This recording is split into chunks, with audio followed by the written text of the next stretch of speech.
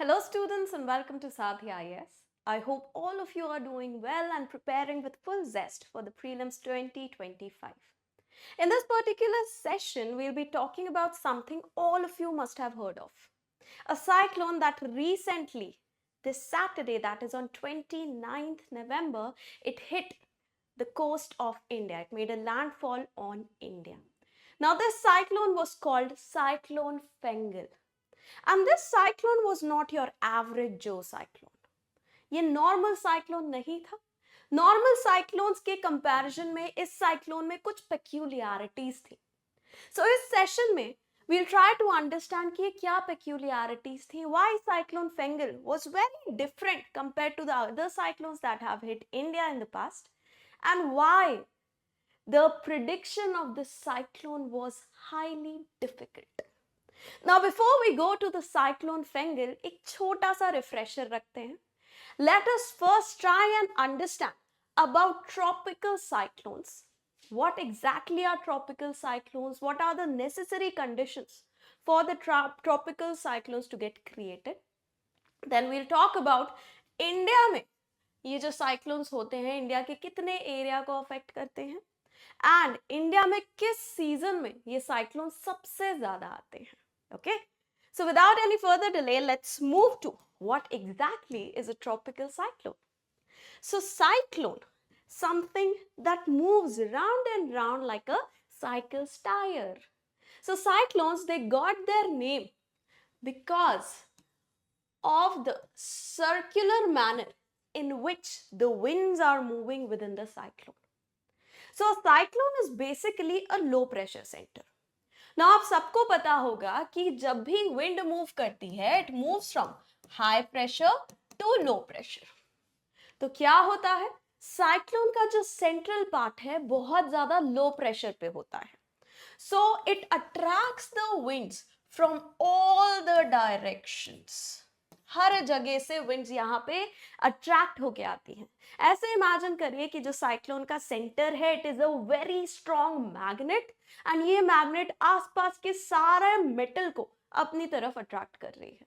Okay, so what happens here is this low pressure center, it attracts the winds from all the sides, and when the winds are getting attracted towards it, instead of moving in a straight manner, the winds, they start to move in a circular manner. And ये circular manner में winds क्यों move कर रही हैं? Because of the presence of the Coriolis force. Okay, so cyclone, very simply stating, cyclone is nothing but a low pressure center. एक बहुत ही low pressure वाला center होता है जिसमें हर जगह से winds आके attract होती हैं. Fine. Now ये जो winds हैं ये किस direction में move करेंगे? आप सबको पता है कोरियोलिस फोर्स जो नॉर्दर्न हेमिस्फेयर है वहां पे विंड्स को राइट डायरेक्शन में डिफ्लेक्ट करता है, right to the direction of movement of the wind, and in the southern hemisphere it deflect the winds to the left direction of the movement of the wind. So northern hemisphere में जिस direction में cyclone घूमेगा, cyclone की winds घूमेंगी, उसके opposite direction में southern hemisphere में वो विंड्स घूमेंगी. So in the northern hemisphere जो हमारे साइक्लोन्स होते हैं, do rotate in a counter clockwise manner. Clock हमारी कैसे मूव करती है? This is 12, 6, 3 and 9. हमारी क्लॉक ऐसे मूव करती है. काउंटर क्लॉकवाइज क्या हो गया? उल्टा, to the movement of a clock. So in the northern hemisphere हमारे साइक्लोन्स काउंटर क्लॉकवाइज मूव करते हैं, and in the southern hemisphere the cyclones they move in a clockwise manner. North और south में हमेशा उल्टा मूवमेंट होगा. North में अगर एंटी क्लॉकवाइज है, साउथ में होगा क्लॉकवाइज. नाउ ये जो साइक्लोन्स होते हैं, ट्रॉपिकल साइक्लोन्स, ये हर जगह नहीं बनते. There are very specific conditions that are required for the creation of these tropical cyclones. Now what are these conditions? Let us take a look at them. First, we need to have warm oceanic waters. Now low pressure center है. Low pressure is always related to high temperature. High temperature नहीं होगा कहीं पे तो वहां पे low pressure create नहीं हो सकता है. So low pressure create करने के लिए warmth is essential. So they always get created in warm waters. And ये वार्म वाटर्स हमको कहाँ मिलते हैं? ट्रॉपिकल रीजन में, जहां पे मैक्सिमम सोलर इंसुलेशन आता है. That's why tropical cyclones are named so. ये बस ट्रॉपिक्स में एग्जिस्ट करते हैं. बियॉन्ड द ट्रॉपिक्स ये बहुत ही रेयर है. हाँ, क्लाइमेट चेंज की वजह से इनका इंसिडेंस बियॉन्ड द ट्रॉपिक्स धीरे धीरे थोड़ा बहुत बढ़ रहा है, but still it is not at the level कि हम इनका नाम ही बदल दें. They are still tropical cyclones. Second, oceanic waters. Now ये जो साइक्लोन्स हैं, they always and always get created over water bodies. Land के ऊपर ये कभी क्रिएट नहीं होते. क्यों? ध्यान से सुनना, बहुत ध्यान से यहां पे देखना. क्यों? These cyclones, they always get created over water and not over land. So क्या होता है? एक लो प्रेशर सेंटर है, राइट? इस लो प्रेशर सेंटर पे हर जगह से winds आके अट्रैक्ट हो रहे हैं. These winds, they get attracted over here because the low pressure center has a high temperature. Once the winds come over here, these winds also get heated up. Once they get heated up, they become lighter and they start to move up. ऊपर गए. Now ये जो winds हैं, ये क्योंकि water के ऊपर है, they have high amount of moisture within them. ये ऊपर गए, ये condense हुई, condensation अकर हुआ. Now condensation always creates heat. कभी भी जब water है, it will condense into ice. ice ठंडा होता है पानी से. या फिर वाटर वेपर, चलो वाटर वेपर की बात करते हैं. when it converts into water, water vapor is definitely at a higher temperature.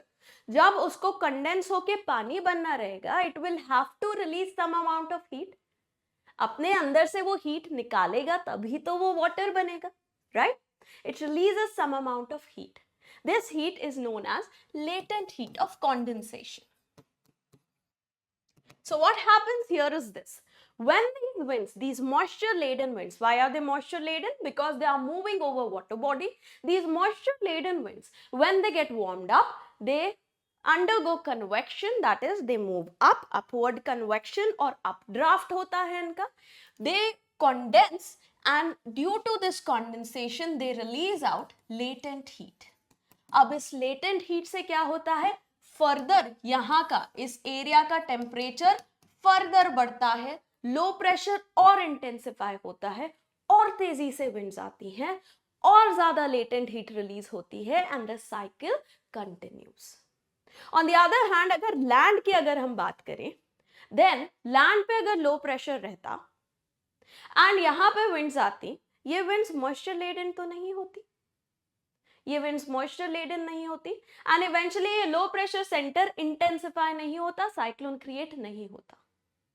That's why जो साइक्लोन्स हैं, ये जो ओशंस का मॉइस्चर है, और इस मॉइस्चर की वजह से जो लेटेंट हीट रिलीज हो रही है, this is basically acting as a fuel to further strengthen the cyclone. And that's why cyclones, they always and always, these tropical cyclones, I'm not talking about temperate cyclones, I'm talking about tropical cyclones here, they always get created over warm oceanic waters only. So this is the first necessary condition. And definitely second necessary condition क्या रहेगी? Moisture. Moisture required है जिससे latent heat release होगी and ये low pressure center will intensify into a cyclone, right? Third necessary condition है low vertical wind shear. Now vertical wind shear क्या है? सबसे पहले ये समझो. Wind shear, vertical wind shear is when जो lower levels की जो wind है वो कम speed पे चल रही है compared to wind at a higher altitude. अगर ये डिफरेंस रहेगा, अगर ये जो विंड्स हैं अलग अलग एल्टीट्यूड पे अलग अलग स्पीड से चलेंगी, तो क्या होगा? There will be high vertical wind shear. On the other hand, अगर दोनों सेम स्पीड पे चलेंगी, ये जो स्पीड पे इस लेवल पे चल रही है विंड, उसी स्पीड पे अगर थोड़े हायर एल्टीट्यूड पे चले, देन दैट विल मीन कि लो विंड शीयर है. Fine. This is known as wind shear.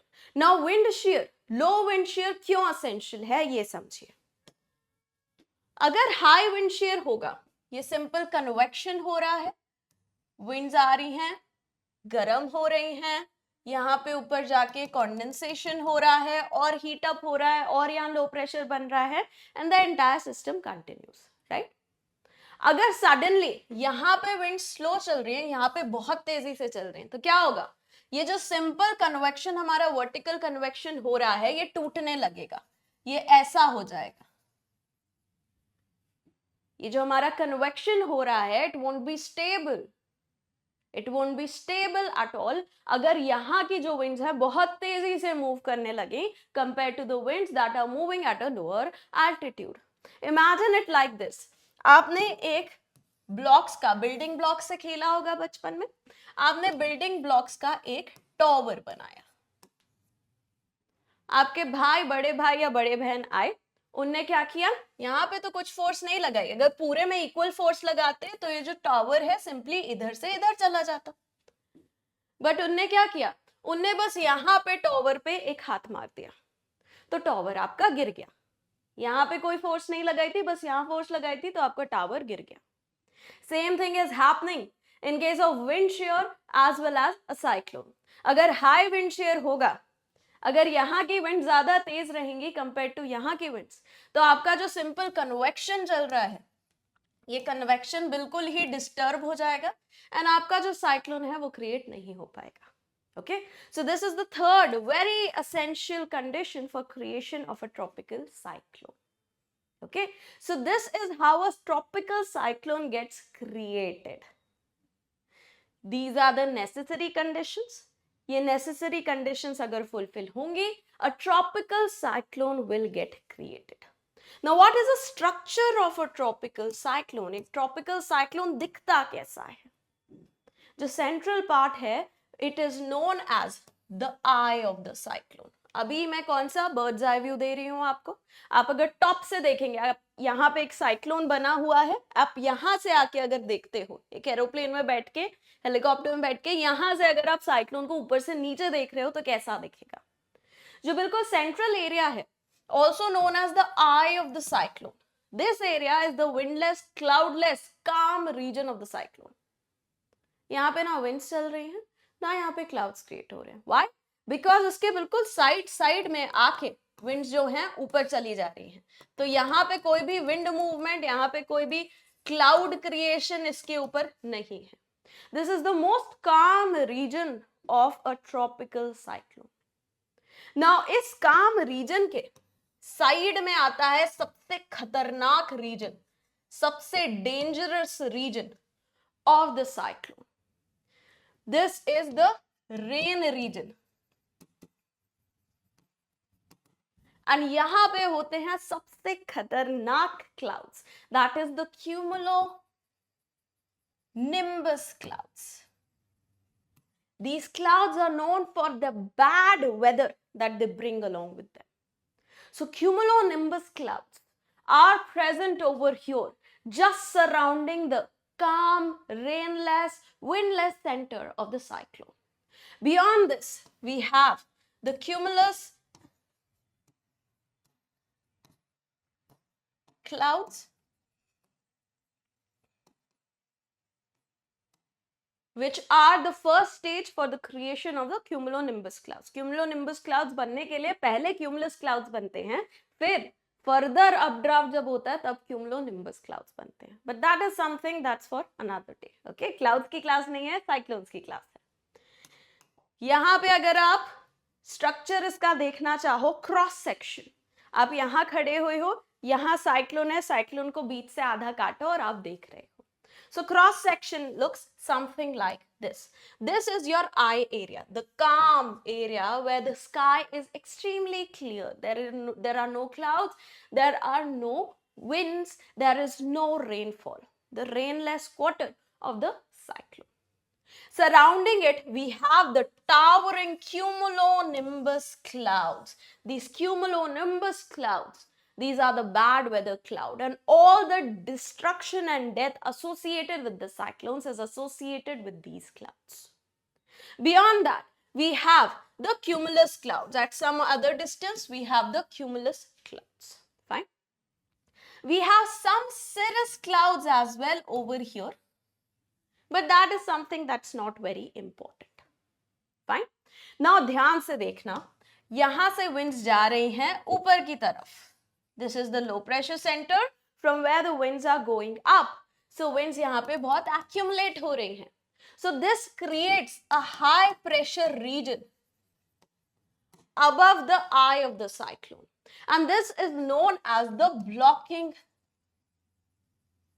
anticyclone that gets created just above the eye region of the cyclone. Fine.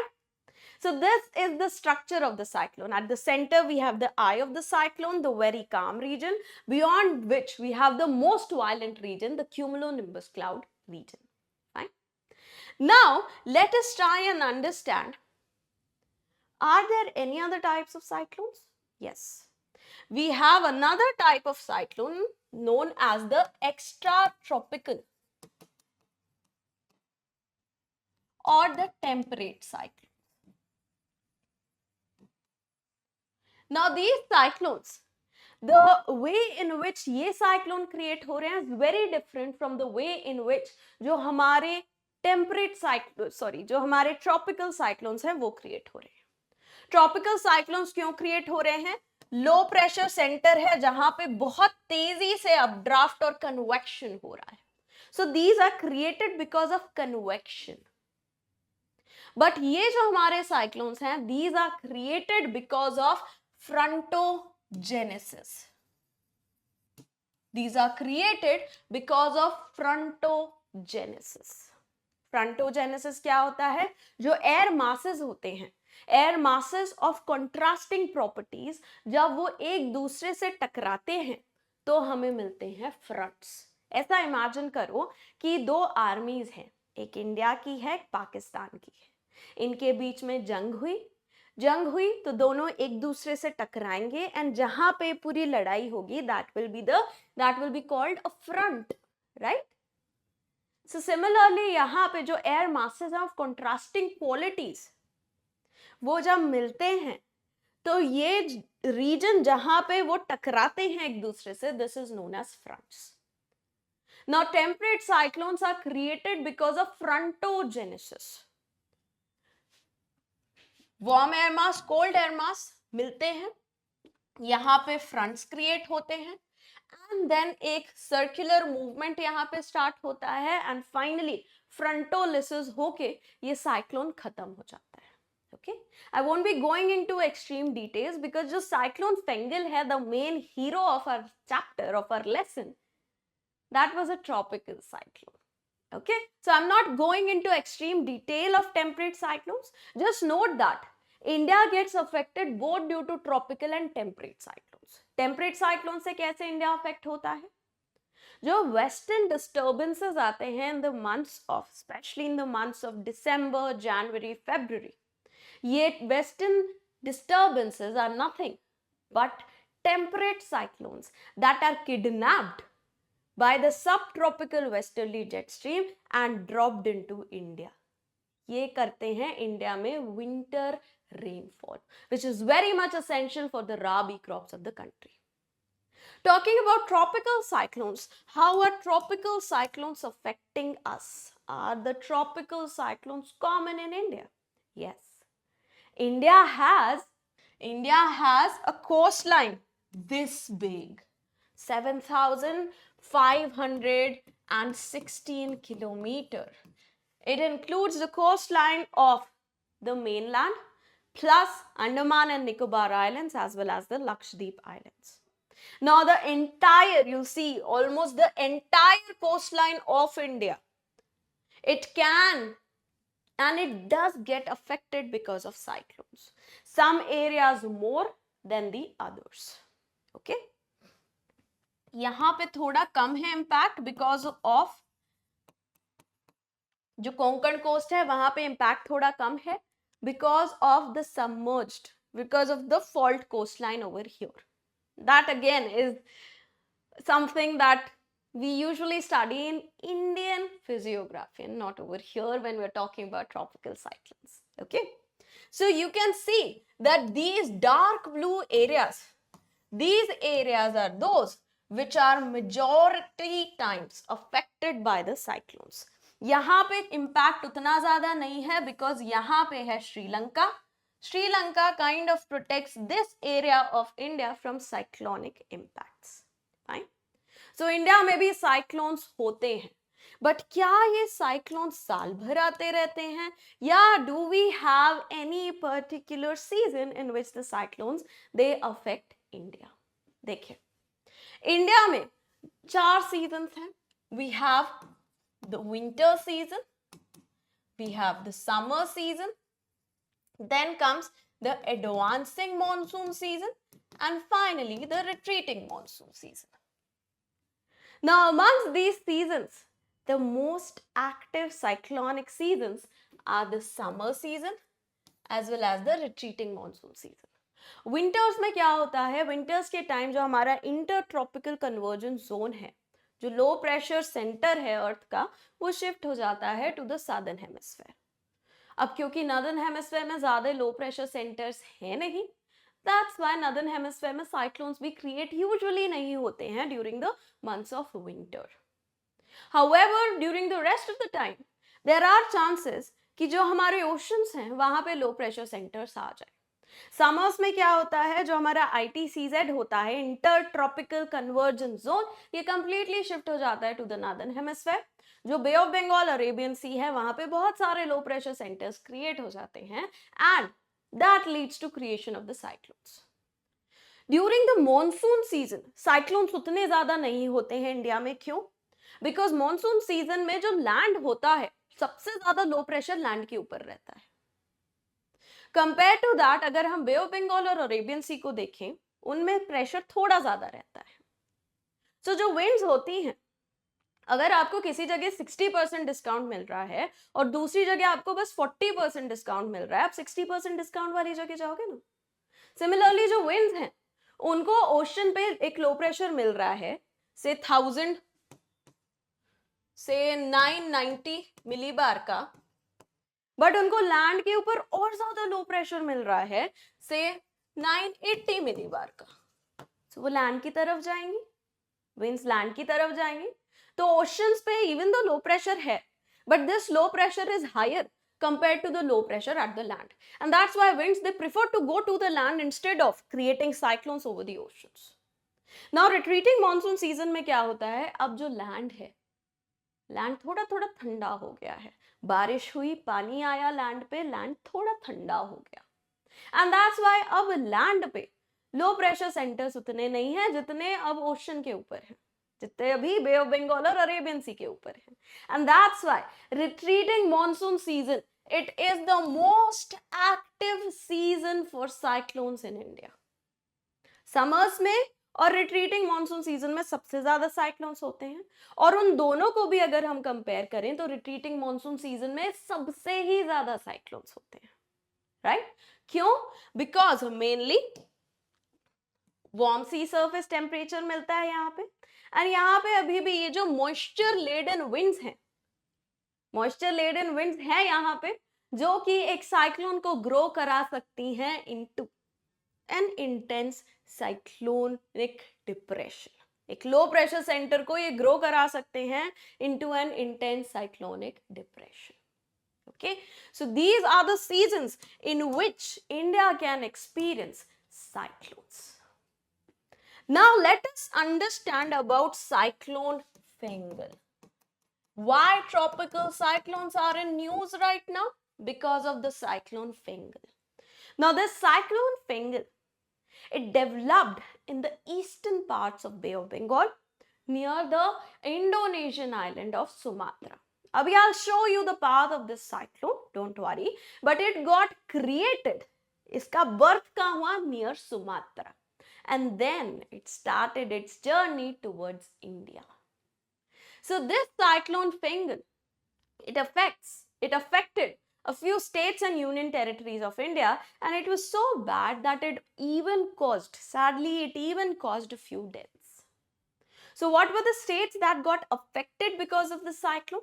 Of course, Tamil Nadu and Puducherry, where the cyclone made a landfall. Then, of course, Kerala, state of Kerala, parts of southern Karnataka, as well as Andhra Pradesh. These were the states and the union territories, 4 states, 1 union territory, that got extremely affected because of the impacts of cyclone Bengal. Now, this cyclone was peculiar.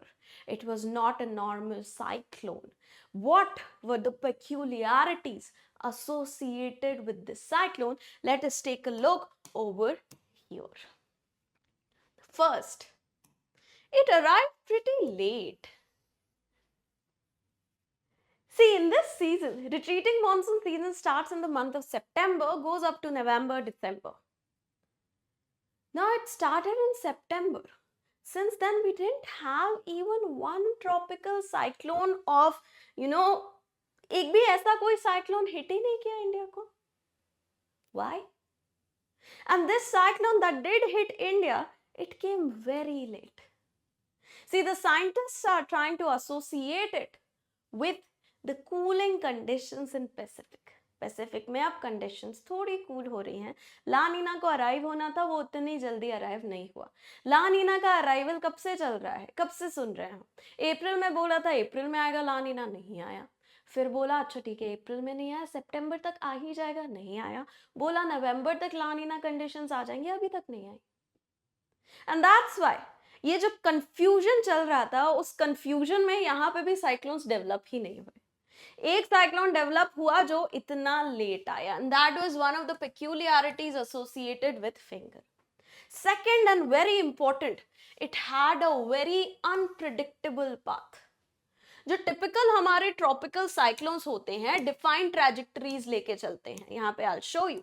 Usually tropical cyclone यहाँ पे create हुआ, ये ऐसे move करेगा, यहाँ landfall करेगा, बारिश होगी and it will dissipate. But in case of Bengal, see over here, this is the island of Sumatra. This is your Andaman and Nicobar Islands. It got developed over here near Sumatra. And now take a look at its path. It moved here, then it moved here, then here, then here. It seemed like it will hit here. It did not. Then it moved here, then here, and finally made a landfall over here near at the Tamil Nadu Puducherry coast. It made a landfall over here. Now again, usually what happens is that after a cyclone has made a landfall, it dissipates quite quickly. But in Tamil Nadu, what happened? The northeastern monsoons had created very wet conditions in Tamil Nadu. These wet conditions further were able to assist this cyclone. And instead of dissipating, once it made a landfall, this cyclone continued. It continued, it went here and it entered Arabian Sea as well. So Bay of Bengal में develop होके ये Arabian Sea तक पहुंच गया. ऐसा अभी तक हमने नहीं देखा था. This was a very big peculiarity associated with cyclone Bengal. ये हमने नहीं देखा था. And there were predictions कि यहाँ पे जाके further intensify होके फिर एक cyclone में create बन सकता था. थोड़ा सा तो weak हुआ था जब ये entered, जब it made a landfall. However, once it entered the Arabian Sea region, there were predictions that it will further strengthen into a cyclonic, condition. Thankfully, it did not. Thankfully, it did not, but it would have been possible. काफी conditions लग रही थी, IMD काफी कुछ predict ऐसा कर रहा था कि शायद हो जाए. Thankfully, हुआ नहीं. So you can see what an unpredictable path Cyclone Bengal was following. Next, it had an unusually long life. Usually, cyclone क्या होता है? Cyclone बनता है and within a week it makes a landfall and then it dissipates. Maximum 7 to 10 days की इसकी life रहती है, not more than that. Tropical cyclones की. But in case of Cyclone Bengal, look at this. It originated on November 14. Sumatra के पास जो इसका origination हुआ था, वो हुआ था November 14. एक low pressure center यहाँ पे create हुआ, and this low pressure center took its time, आराम से 10 दिन लिए in order to convert into a depression. एक simple low pressure center पहले एक depression में create होता है and then this depression further gets intensified into a cyclone. So it took 10 long days to convert into a depression, and then further it took a week in order to convert into a cyclone. 17 days में तो ये cyclone बना. 17 days छोड़ो, 10 दिन में cyclone बन के dissipate भी हो जाता है, but this cyclone had a very unusually long life. Also, बहुत सारी erratic weather conditions चल रही हैं. एल नीनो ईयर था ये, लास्ट ईयर एल नीनो था, इस साल ला नीना होना था, हुआ नहीं. चल रहा है कि होगा, पैसिफिक कूल डाउन हो रहा है. इस साल ये भी प्रिडिक्टेड था कि Indian ocean dipole conditions establish होंगी, वो भी नहीं हुई. सो बहुत सारे ऐसे एनवायरमेंटल फैक्टर्स हैं जो बहुत ही पेक्यूलियर तरीके से चल रहे हैं, बहुत ही अनप्रिडिक्टेबल मैनर में चल रहे हैं. So, ये सारे जो environmental interactions हैं, they interacted with cyclone Fengal in order to make it the peculiar cyclone it was. Now, because of climate change, क्या हो रहा है? जो हमारे normal weather models हैं, they are now starting to fail. Normal जो हमें लगता था कि हाँ ये condition set होंगी तो ला नीना आएगा, ये condition set होंगी तो Indian Ocean dipole आएगा. हमने तो हमारे जो एग्जिस्टिंग कन्वेंशनल नॉलेज थी उससे प्रिडिक्ट करने की कोशिश की, but because of climate change जो हमारी एग्जिस्टिंग कन्वेंशनल नॉलेज थी ये फेल हो रही है. This is failing and that's why जो साइक्लोन फेंगल था इसका भी पाथ हम बहुत दिनों तक हम एस्टैब्लिश नहीं कर पाए थे कि ये किस पाथ पे मूव करेगा. नहीं तो आपको याद होगा कि साइक्लोन्स हिट करते हैं इंडिया को साइक्लोन्स हिट करते हैं बट almost nil deaths होती हैं. But in case of cyclone Fengal, more than 12 people, according to the stats we have right now, more than 12 people have died within India and many have died in Sri Lanka as well. Okay, so it was very difficult to predict this cyclone because of its weird path and because of the failure of our conventional prediction models due to climate change.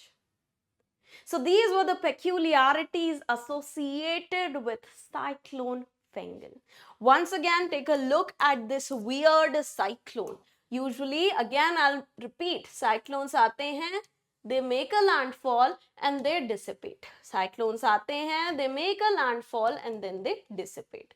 This cyclone, it took its very sweet time to first arrive and then it did not get dissipated. It got weakened, definitely did not get dissipated and funnily enough entered Arabian Sea. Okay, so that was the story of Cyclone Fengal. I hope you enjoyed it as much as I enjoyed teaching about it. If you want to attend more of such classes, do not forget to buy our PRP, Prelims Revision Program, the details of which are available in the video description. So thank you so much everyone. This is Pallavi Saxena signing off with Cyclone Fengal. Thank you so much and have an amazing day ahead.